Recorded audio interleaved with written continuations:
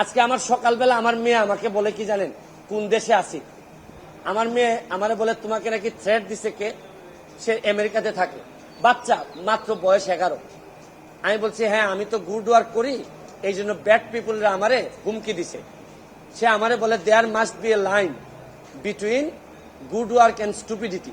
মানে আমার মেয়ে মনে করে আমি যে গুড ওয়ার্ক করি, আমি যে অন্যায়ের বিরুদ্ধে প্রতিবাদ করি, এগুলো থেকে স্টুপিডিটি। কারণ আমি আর কি জবাব দিব তারে, কারণ সে তো তার মাথার মধ্যে এগুলাই আছে যে বাংলাদেশে যারা ভালো কাজ করে, অন্যায়ের প্রতিবাদ করে, এরা স্টুপিড।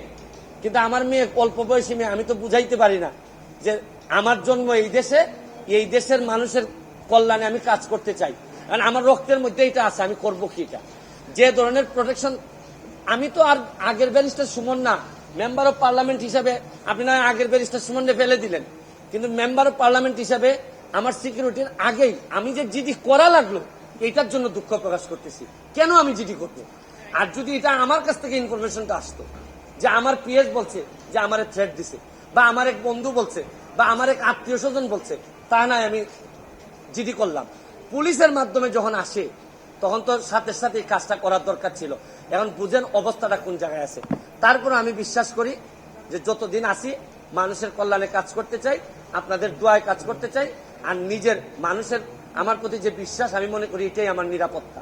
আর এখন বাকিটা এনফোর্সমেন্ট এজেন্সি আছে, তারা যদি আমি কথা বলছি আইজিপি মহোদয়ের সাথে, উনি অত্যন্ত ভালোভাবে আমাকে আনসার দিচ্ছেন, বলছেন যে এটা তো আগেই ওদের এই কি করার কথা।